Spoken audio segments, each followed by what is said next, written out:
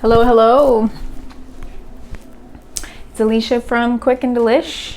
I wanted to make my macaroni and cheese recipe, which which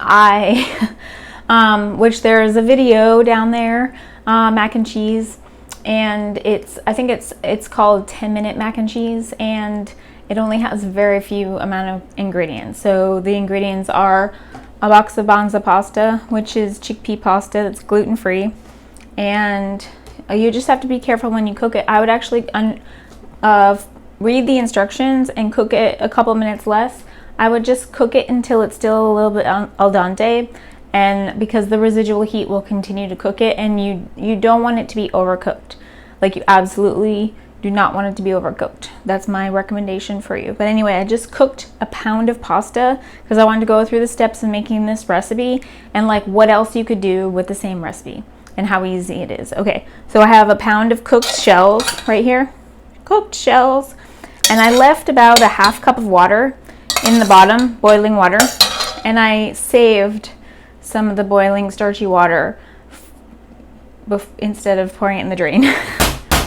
Okay, so when I was trying to come up with like a lower calorie, healthier macaroni and cheese, you know, I use like non-fat milk, and I use like like a minimal amount of butter and the minimal amount of flour. And I was like, you know what, like the work ratio for like what you get, there has to be another way. Like, I'm sure that I can make mac and cheese like without making a bechamel sauce. And so what I came up with is boiling water and cooking pasta. That's what we have here. Is we drain the pasta, reserve some of the pasta water, and then I'm going to add 1 cup of Italian blend cheese. This one is the one from Whole Foods, 365 brand. There's also a really good one at Trader Joe's that's called Quattro Formaggio, which means 4 cheeses. So 1 cup of this cheese. And the reason why I like the Italian blend or the Quattro Formaggio is there's a bunch of different cheeses, and it makes it so that you likely won't need to add any more salt. And there's enough flavor in here. Okay, I'm just gonna top off that cup. All right. Add some black pepper. And in my recipe video below, I saute 2 cans of artichoke hearts in water. And my favorite canned artichoke hearts are the quartered ones at Whole Foods, the 365 brand. I think I have a can right here. I just went to the grocery store. You can't get everything all in one place. Yeah, so the quartered artichoke hearts in water. Okay, so all I'm gonna do, I usually don't, this is so amazing. I'm gonna just add a tiny bit of water because I want it to be a little bit more creamy. See, my mouth is like, I'm drooling because I'm hungry. Okay, so there's no way that anybody on the planet wouldn't think that this is macaroni and cheese. The cheese that sticks to pasta equals macaroni and cheese. So this is amazing. This is such a time saver. Okay, so now what we have is pasta with cheese and black pepper. I didn't add any salt, and I'll taste this for you to tell you whether or not I think it needs salt. That's subjective. It's totally subjective. You know, some people, oh, okay, here we go. We got the gooiness. There's no way that anyone would think that this is not macaroni and cheese. I don't know if you can see it, but anyway, I'm just gonna scoop some. Look at this. Okay, you're believers now. Okay, cool. Okay, what I have here, okay, backtrack. In my recipe video for the 10-minute macaroni and cheese, I sauteed 2 cans of the artichoke hearts in water and garlic and olive oil. Warm them up and then add them. So then there's a lot of artichokes in the recipe, which is vegetables, and you're good to go. You could have a salad on the side, whatever. More vegetables would be cool. So this, what I have here, trying to see if you can see, but this is roasted cauliflower. So I'm gonna add just about, I'm gonna see how much I can add. I like to push the limits of both my pot and of how many vegetables we can eat. I'm just gonna add like half of this sheet tray.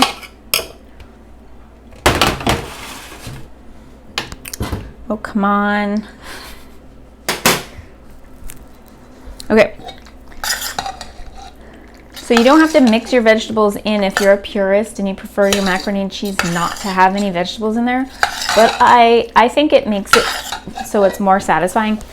Or, you know what you could do if you're one of those people that likes your macaroni and cheese baked, you could put the roasted cauliflower on top of your pasta and you like just finish it in the broiler to heat it up.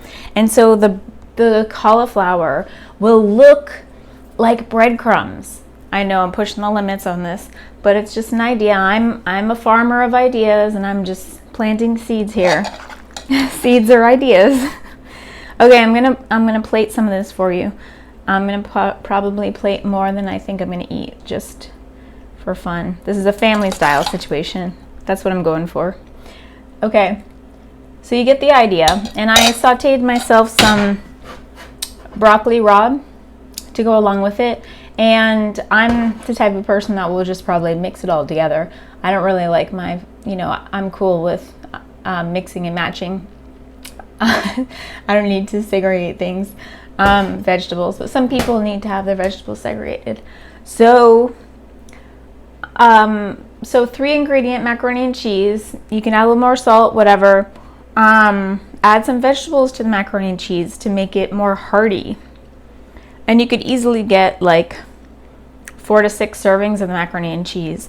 And then the more vegetables you add, the more servings you can get. Or the more vegetables you add, the larger the serving you can have. So check this pasta out, Banza pasta. It's really interesting. The main thing is don't overcook it. I'm a big fan of shells for macaroni and cheese, but they do have elbows. Elbows are great for macaroni and cheese as well. And fusilli, and they have spaghetti as well. And they're coming out with more shapes as well. So check out Banza because it's a cool way to get a little bit more protein than regular pasta in your pasta dishes. Definitely worth looking at the label. There's more protein, fiber, and less carbohydrates. And it's the same amount of calories for a cup of pasta as regular pasta, but there's more protein and fiber. What? I know. Well, I hope you give this recipe a try. It's super ridiculously easy. Like, come on. So, no bechamel. And, no macaroni and cheese box. It's less ingredients that you would need. You just need pasta and the cheese, right? And some vegetables, which you would normally do because you need to eat some vegetables. And the macaroni and cheese box, I'm pretty sure it's been a while since I made it. Like a long time. I'm pretty sure you need butter and milk.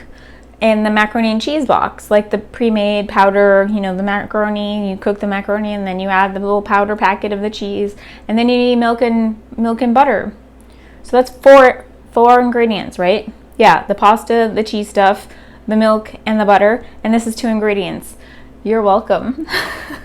Please do give this a try. I would love to hear anything about it in the comments. It's super easy. You could add a variety of vegetables.